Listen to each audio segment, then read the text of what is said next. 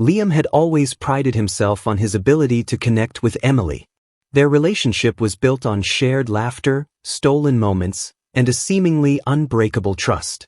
But lately, Emily's behavior had begun to shift in subtle yet unsettling ways, leaving Liam grappling with doubts he never thought he would have. It started innocently enough, or so it seemed.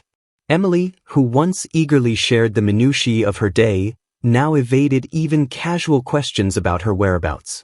When Liam asked, "How was your day?" she'd reply with vague answers like, "Oh, just the usual," followed by a swift change of topic.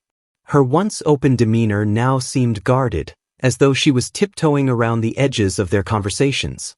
More troubling was how she had taken to hiding her phone.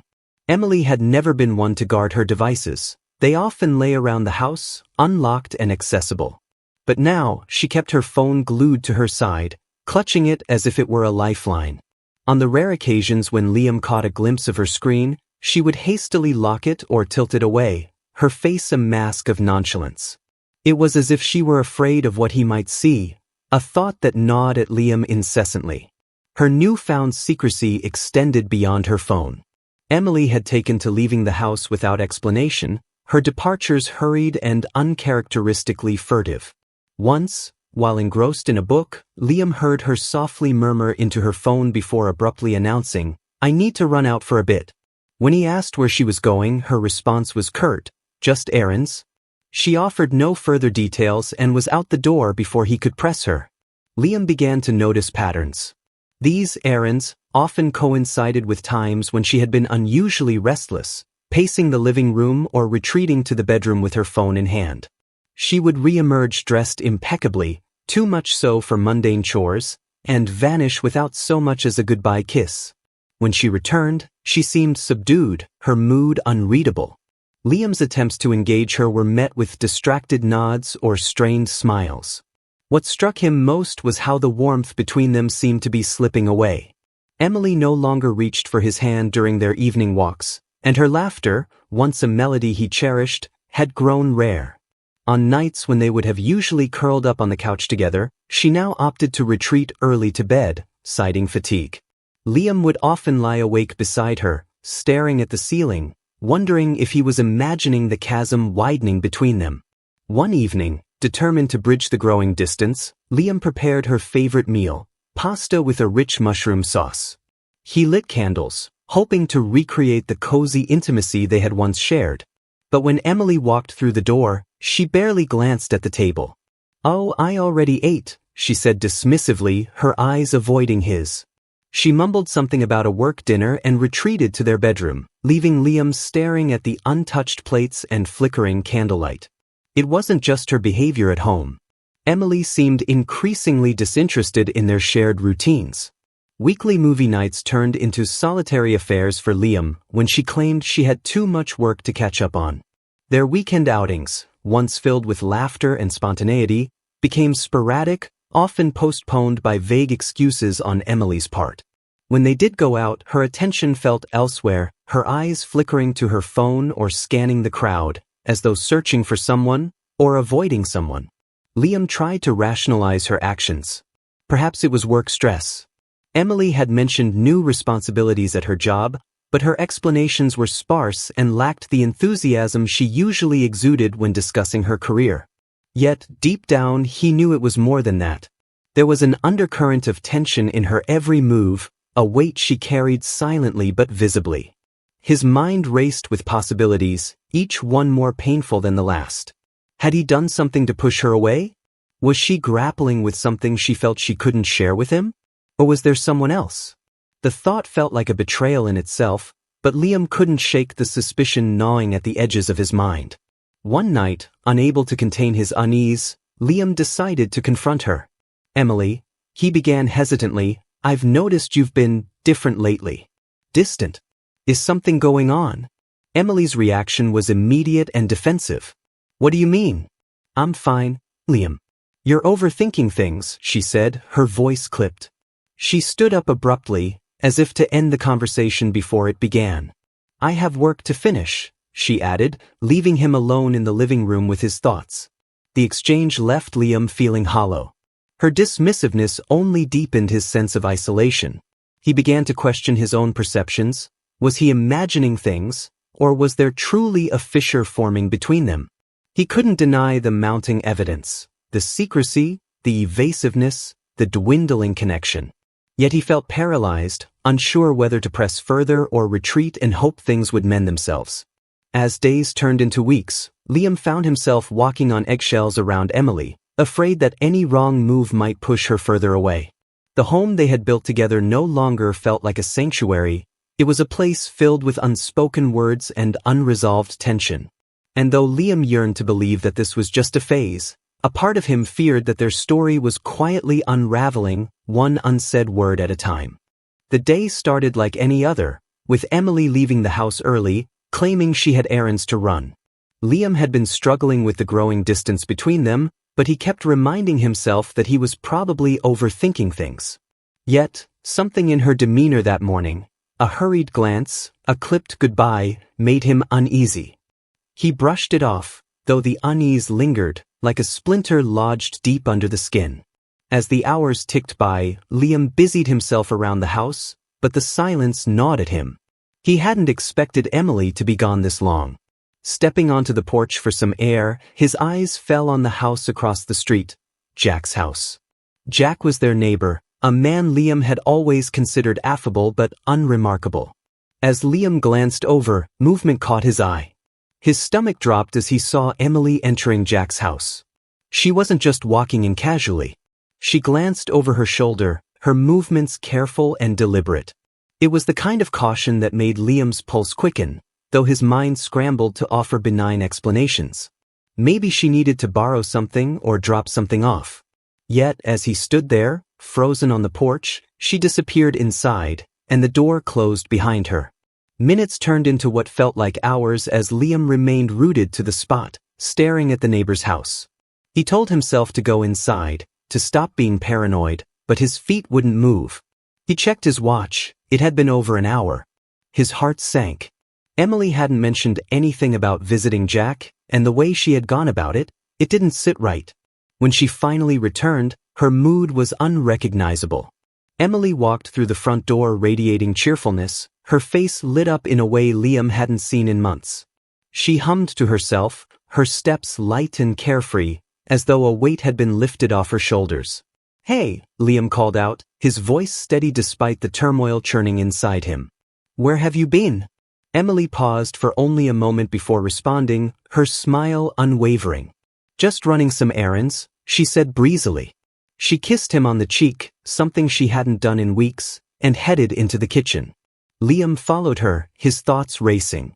"You seem happy," he ventured cautiously. She laughed, a sound that used to bring him comfort but now grated on his nerves.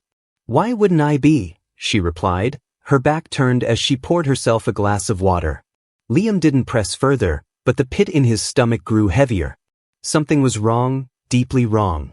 Emily had been distant for weeks, and now, in the span of an afternoon, she was practically glowing. He tried to rationalize it.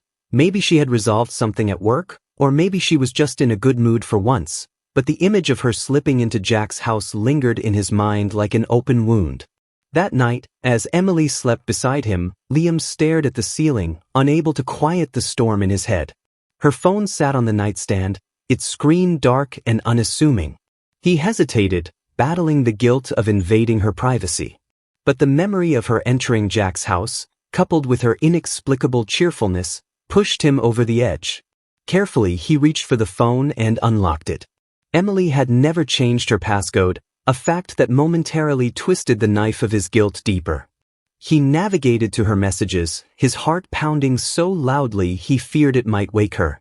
There was Jack's name. The conversation was buried in a string of seemingly mundane chats, but as Liam scrolled, the tone shifted. The messages became more flirtatious, then outright suggestive. His breath caught as he read one from Jack. "You looked amazing today.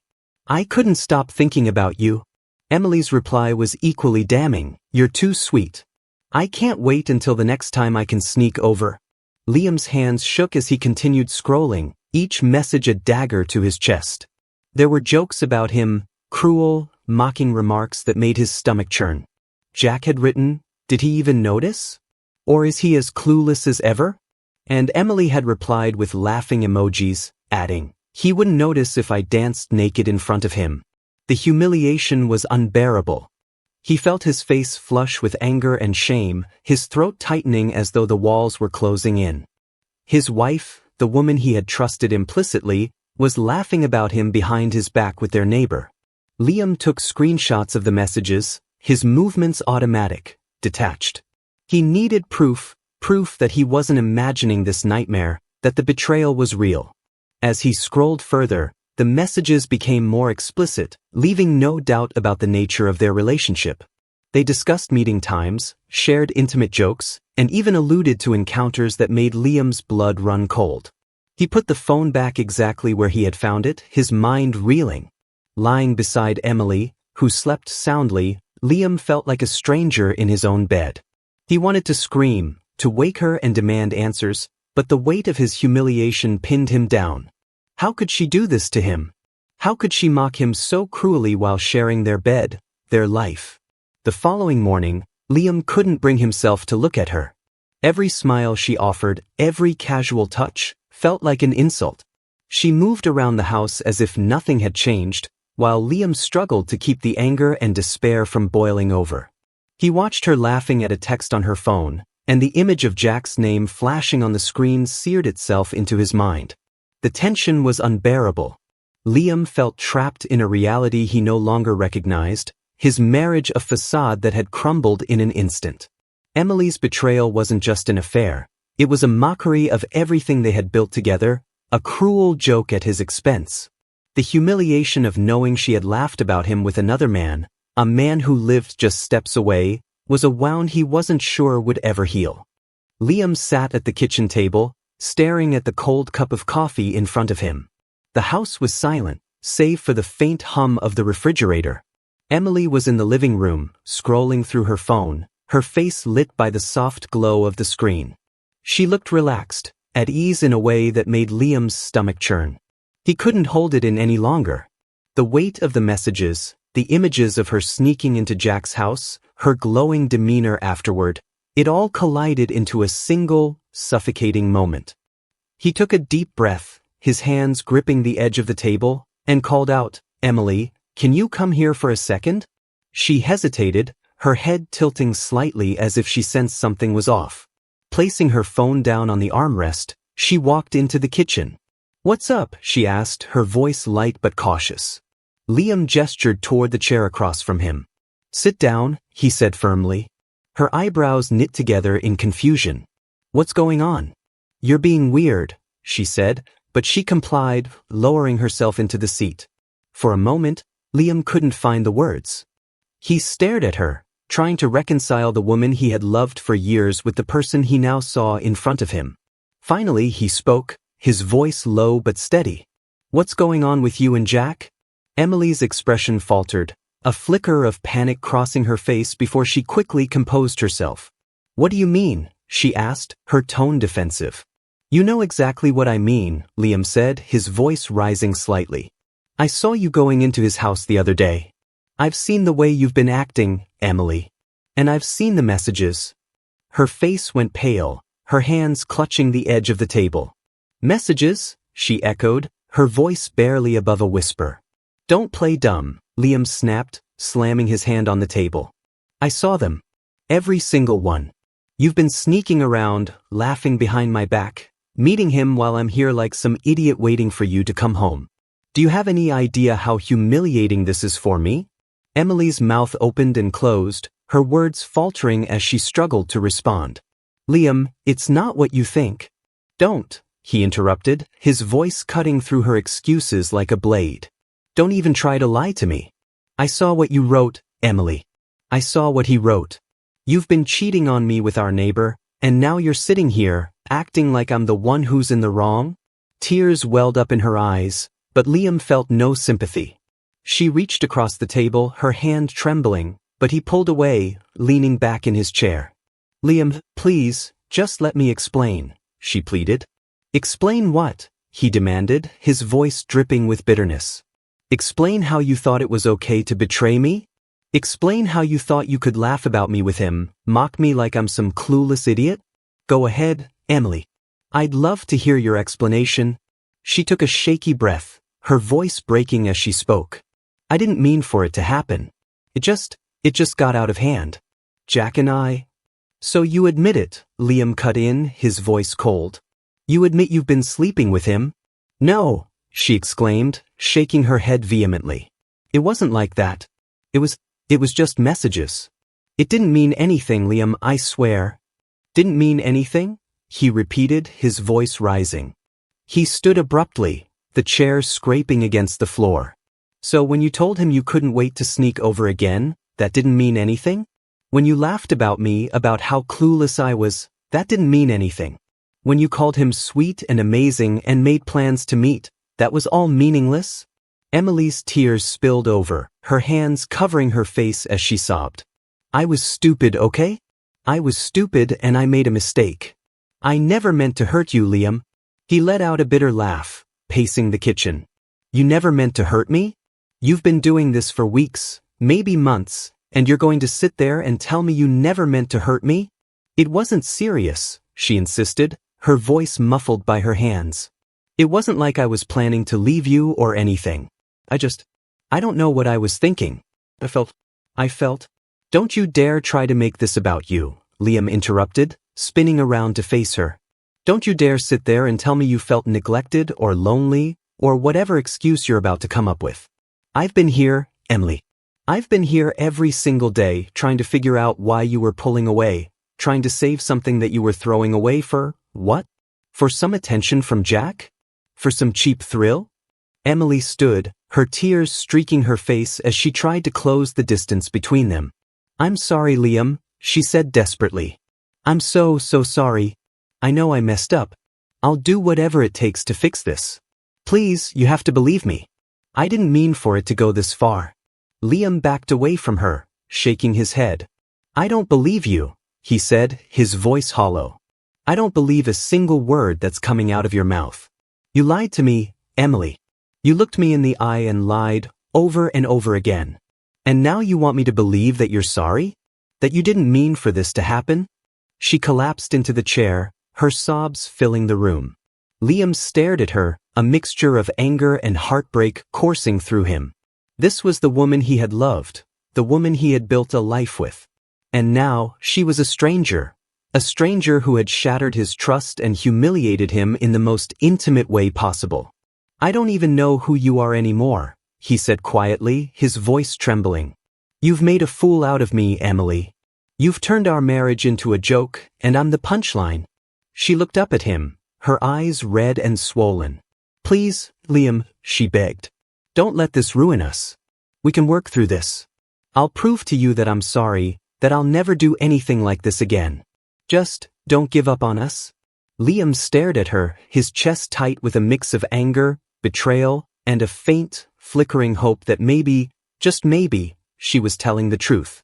But the weight of the screenshots in his phone, the memory of her entering Jack's house, and the cruel messages mocking him made it impossible to see a way forward. Why should I believe anything you say? He asked, his voice breaking. Why should I believe you when all you've done is lie? Emily had no answer. She buried her face in her hands, her shoulders shaking with silent sobs. Liam turned away, the distance between them feeling insurmountable.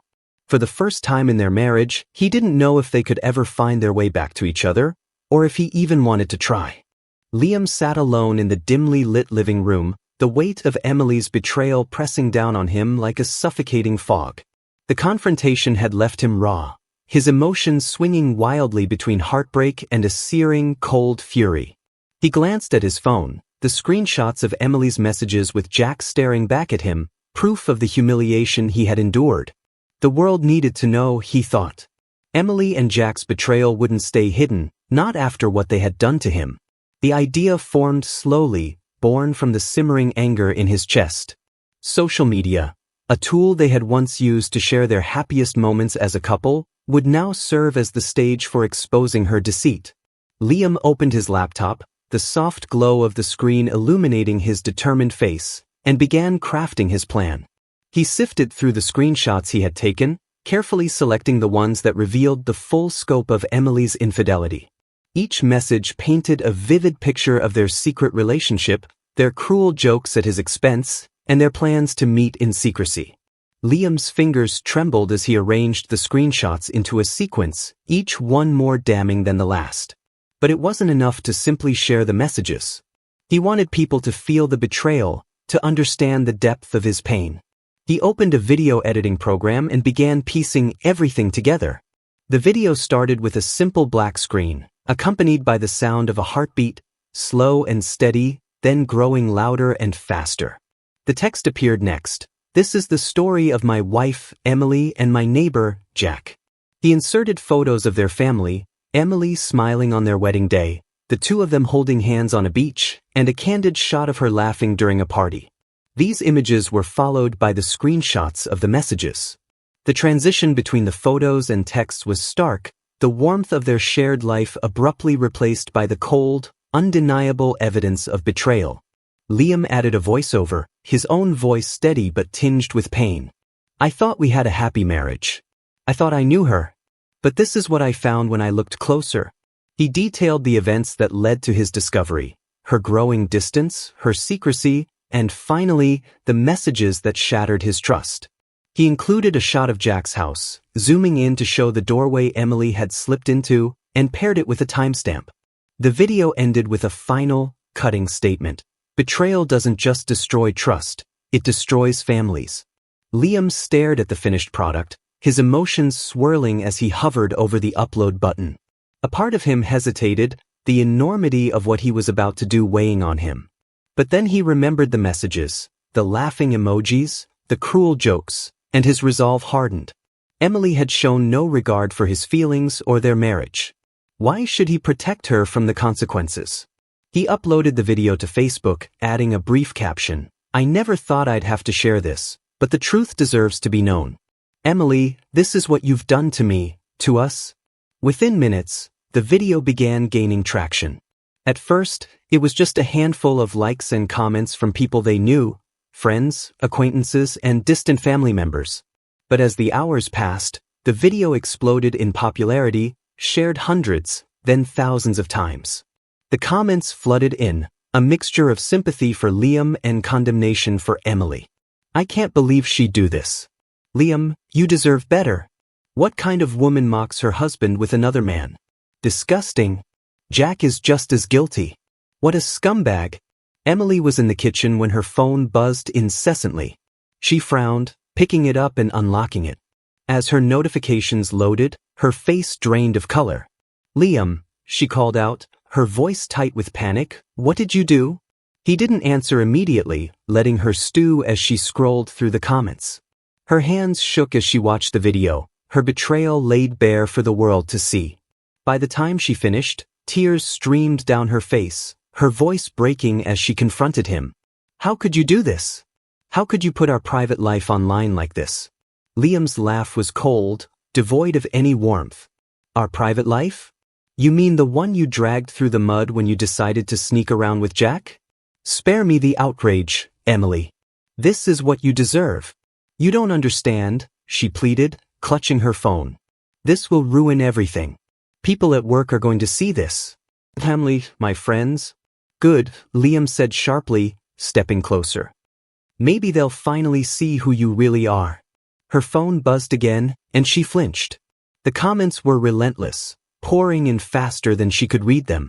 Friends unfriended her in real time, some even leaving scathing remarks on the post. "Wow, Emily.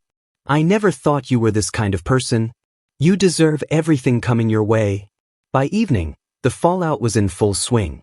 Jack's wife had seen the video and left an explosive comment of her own. "So this is why you've been working late, Jack? Pack your things. You're not coming back here." The humiliation was palpable. Emily's phone wouldn't stop ringing. Calls from her parents, her boss, even coworkers who had seen the video. She begged Liam to take it down, her sobs echoing through the house, but he remained unmoved. "Did you think there wouldn't be consequences, Emily?" he said coldly. "Did you think you could walk into Jack's house, laugh at me behind my back, and get away with it? You've made me a joke, and now the world knows who the real punchline is. Emily crumpled onto the couch, clutching her phone as the notifications continued to pile up. Her world, once so carefully maintained, was unraveling in real time. Every comment, every share, was a reminder of what she had done, and there was no escape. Liam sat back, watching as the video continued to spread, the likes and shares climbing by the second. For the first time in weeks, he felt a sense of control, a bitter satisfaction that she was finally facing the consequences of her actions. Emily had humiliated him in private, but now her betrayal was public, laid bare for all to see. And as the house filled with the sound of her sobs, Liam allowed himself a moment of quiet vindication. The fallout of Liam's social media post was swift and brutal. Emily's once meticulously curated life began to crumble, piece by piece, as the video gained traction. By the following day, it had become a full-blown viral sensation, spreading beyond their circle of friends and family to strangers who had no qualms about weighing in on her disgrace. Emily's phone was bombarded with notifications, calls, texts, and social media messages flooded in at an overwhelming pace. But they weren't the warm, supportive messages she might have hoped for. Instead, they were scathing rebukes, sharp judgments, and cruel jokes. How does it feel to ruin your life over a neighbor? You're a disgrace to women everywhere. Your husband deserves better. Shame on you. Her friends were the first to abandon her. The group chats that had once been filled with light-hearted banter and weekend plans turned eerily silent. When Emily tried to reach out, sending desperate apologies and attempts to explain herself, the responses were cold and detached, if they came at all. Emily, I can't be associated with this. We need some space. I'm sorry, but this is too much. Even her closest friend, Rachel, refused to pick up her calls. After several unanswered attempts, Emily received a curt text. You've made your bed, Emily. Don't drag me into it. Her humiliation deepened when her workplace became aware of the scandal. Emily had always taken pride in her job, often sharing stories of her accomplishments with Liam. But now, those accomplishments were overshadowed by the viral video. Her coworkers whispered behind her back, their judgmental stares following her every move. During a meeting, her manager called her aside, his expression grave. Emily, we've been made aware of the situation, he began, clearly uncomfortable. This kind of publicity doesn't align with our company's values. We'll have to let you go. Emily's protests were futile. Please, this has nothing to do with my work. I've been a dedicated employee. Her manager shook his head, cutting her off. It's out of my hands. The board has already decided. Walking out of the office for the last time, her belongings hastily packed into a box, Emily felt the sting of judgment from her colleagues. No one offered her a kind word or a sympathetic glance. She had become a pariah. Her family was no less merciful. When she called her parents, hoping for some semblance of support, her mother answered with a frosty tone. Emily, what on earth were you thinking? Mom, please, I didn't mean for any of this to happen, Emily sobbed, clutching the phone as if it were her last lifeline. You humiliated yourself and your family, her mother snapped. Do you have any idea what people are saying about us? Your father can't even show his face at the golf club. Mom, I just need some help right now. Please. Her mother cut her off. You've made your choices, Emily. Don't expect us to clean up your mess. The call ended abruptly, leaving Emily staring at the screen, her chest heaving with despair. Even her younger brother, who had always been her ally in family squabbles, refused to speak to her. His only response to her texts was a single message, "You've embarrassed us all. Don't contact me." As the days turned into weeks, Emily's isolation grew. Her social media accounts, once a source of pride where she showcased her seemingly perfect life, were flooded with hateful comments. She eventually deactivated them, unable to bear the relentless onslaught. But the damage had already been done. The financial strain quickly became evident. Without her job, Emily had no steady income. She tried applying for new positions, but every interview ended the same way. The hiring managers, polite but visibly uncomfortable, always found an excuse to reject her. Your qualifications are impressive, but we're looking for someone with a different kind of profile, one manager said, barely masking their disapproval. She knew what they really meant. Her name had become synonymous with scandal, and no one wanted the baggage that came with it. Bills began piling up, and with no friends or family willing to lend a hand, Emily found herself dipping into her savings. But it wasn't enough. She was soon forced to sell her car, the last vestige of her old life, just to cover rent. The humiliation of taking public transportation, surrounded by strangers who might recognize her from the viral video, was a daily reminder of how far she had fallen. Emily's once pristine appearance began to reflect her crumbling world. Without the resources to maintain her beauty routines or buy new clothes, she felt the judgmental stares of people who had once envied her. Her reflection in the mirror became unrecognizable, a hollow-eyed, disheveled version of the confident woman she used to be. The final blow came when she received an eviction notice. Unable to keep up with rent payments, Emily was forced to pack her belongings into a few suitcases and leave the apartment she had once called home. The landlord, who had been sympathetic at first, eventually grew cold, tired of her excuses. As she dragged her suitcases down the street, her head bowed to avoid the stares of passers-by, Emily felt the crushing weight of her choices. She had gone from a woman with a loving husband, a stable career, and a supportive network to someone completely and utterly alone. Liam, meanwhile, had moved on. He rarely acknowledged her existence, even when their paths crossed briefly as she collected the last of her things from the house. His cold indifference was a sharp contrast to the warm, caring man she had once known. The thought haunted her every night as she lay on the thin mattress of the cheap room she had rented, staring at the cracked ceiling. She had destroyed her life for fleeting moments of attention and excitement, and there was no one left to blame but herself. Emily's days became a monotonous cycle of job rejections, strained finances, and the constant reminder of her isolation.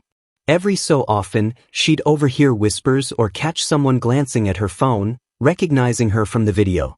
The humiliation never ceased, a constant, unrelenting shadow over her life. As she sat in her tiny, dimly lit room one evening, scrolling through job listings with no hope of success, Emily finally understood the full extent of what she had lost. Her friends, her family, her career, everything she had taken for granted was gone, and there was no one left to pick up the pieces. She was truly, irrevocably alone.